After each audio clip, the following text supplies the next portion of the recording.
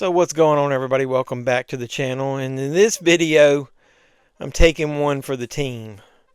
Yeah, I'm gonna watch St. Patrick's Day Massacre for St. Patrick's Day, Luck of the Irish. Yeah, and then I'm gonna come back here and record the video that'll be the review. So I'm gonna let you know whether you should watch this film or will it be WTF, why did I watch St. Patrick's Day Massacre? So let's get into it. What are we waiting for? Let's go. You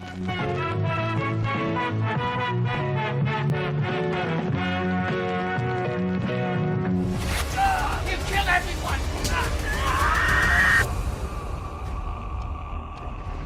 So what's going on, everybody? Welcome back to the JeffMan316 Pop Culture Reporter channel. I'm your host, as always, JeffMan316. That's me on the sign. JeffMan316 Live is where we watch along to a movie. Sunday nights, 10 p.m. Eastern, usually when we watch it. We talk about pop culture. We talk about movies. And I don't think we're going to be talking about the St. Patrick's Day Massacre. Luck of the Irish. If I'd have had the Luck of the Irish, I would have wasted my money on something else, and I wouldn't have watched this turd. I don't know there's enough turd polish in the world to make it to where I like this thing. But either way, I actually say that, but I've watched worse. There's been plenty worse. You know those Leprechaun movies that I watch, not the official ones. Those like Leprechaun Revenge or whatever it was. Check out the channel when I did those, the reviews. Maybe I'll post a link here. Those were a lot worse. But what do you expect, for this cheese? When I looked this thing up on Internet Movie Database, the director's name's Steve Lawson, and he directed other movies that are like this, like in the $10 range at Walmart. You're not going to see anything like mainstream. When I look up some of the actresses, though, you're not going to recognize any of them anyway unless you watch a lot of cheese. But I thought one was funny. There's two of the actresses that was in a movie called Video Shop, Tales of Terror 2, Lust and Revenge.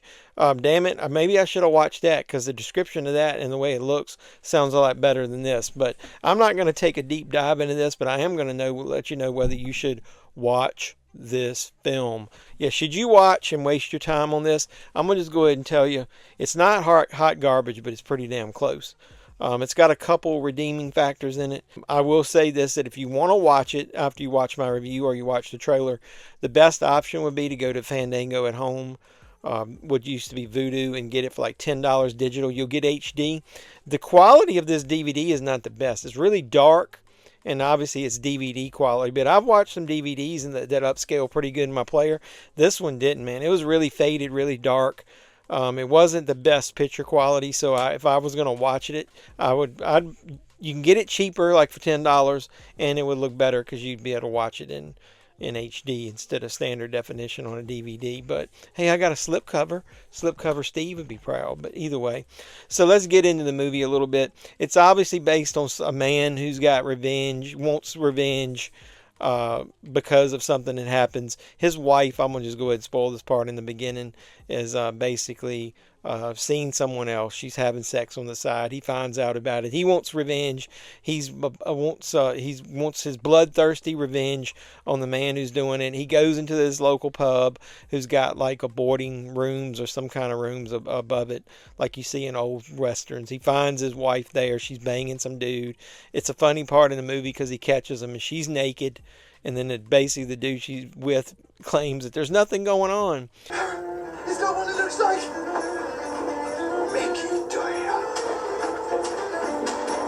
She gets up with her tits going everywhere, and that's one of the benefits. You do get to see some nudity in the first scene. Tits. Hooah! Yeah, so there's tits in the first scene, the first part of the movie, and then also you get a pretty decent kill, whatever you call this blade he's using. I don't know that it's a scythe because I thought that was just like a sickle blade, but either way, it's like a saw blade type thing there. He uses that to kill the guy, and there's a little bit of blood. I'll just go ahead and tell you the kills in this movie are very lame. You either see the saw and you see blood splatter, or you see the after effects, and you don't see a lot of that. Most of the kills are the same, him just stabbing it into people. Like I said, you don't really see it. You see it going through their clothes. So they didn't spend any money on special effects, and I really can't tell what they spent money on. It's got a really lame theme instead of trying to be like horror or like atmospheric. It's got almost that like 90s ska type music at the beginning and end when it goes off. I don't know how to describe it. It's just not really good. The acting in it is a little bit better than I was expecting. You know, most of these B-movie cheeses, it's not micro budget level, so the acting is decent. The 4 main lead actresses are not bad. There's another kill. You actually do get to see one of them's naked tush, as they say. She got a great ass. When I think of asses, woman's ass, something comes out of me. Yeah, you see that, but no other nudity other than that. And her kill is really, really lame. I will say that the killer is supposed to be either a ghoul, a zombie, a ghost version of this guy that died, and he wants revenge every year on St. Patrick's Day. You see him on the cover. You see him on the back cover. You see him out of, as a regular guy at the beginning, but you see all of this, and then after that first kill, you don't really see him again until like 50 minutes into the movie. What's up with that? What's up with that? This movie is way too long, even at, how many minutes is this thing? It doesn't even say here on the back. I don't even think it's, let's look up on Internet Movie Database. How many minutes is this thing? The movie's an hour and 23 minutes, and it's probably 23 minutes too long. Literally, there's like 50 minutes into the movie before you see him again, and when you do, you never see him. They're not trying to hide anything. He's right there on the fucking front cover, man. There he is. Why are you trying to hide him? And then the special effects are not good. I mean, it's just like he's got wrinkled and old skin. There's nothing to it. So, and then when he does appear, he does these long walks. Like, you just see him walking like very slow. And so if anybody was going to try to get away from a dude that walks that slow and just swings a sickle or whatever, a scythe blade like that, you could easily get away. All you got to do is run. He's not running. He's worse than Michael Myers coming after somebody. It reminded me in one scene where he was coming after somebody. They were they had an old school gun. I'm talking about like Revolutionary War style, where you had to put the powder in, and then you had to put the bullet in, whatever you call that, and then you had to, shake it down. They did that, fired at him. He took a step or two. They did that again. They fired at him. So he's walking so slow. It reminded me of that Monty Python skit where, other than that guy was running, but it's like he never gets there.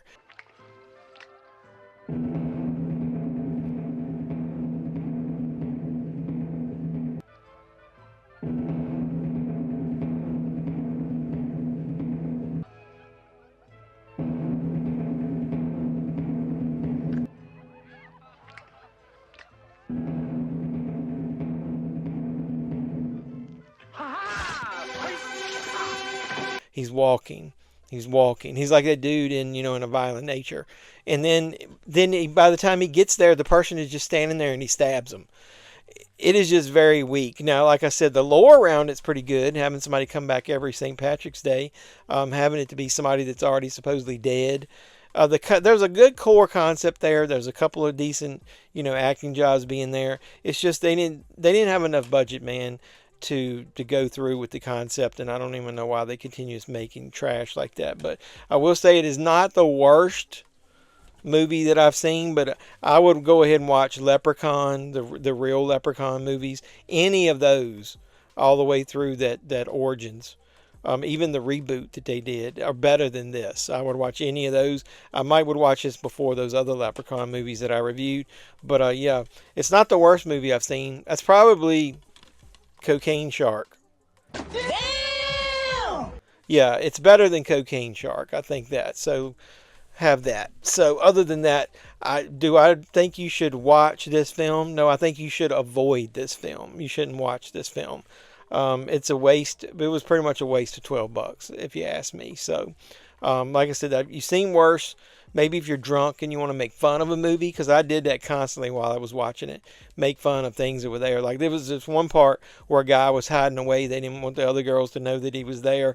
And so you find out that somebody's died and there's a killer, and the girl just never goes back and tells the guy what's going on for like 10 minutes. And instead of, she should be screaming and letting everybody know, let's get out of here.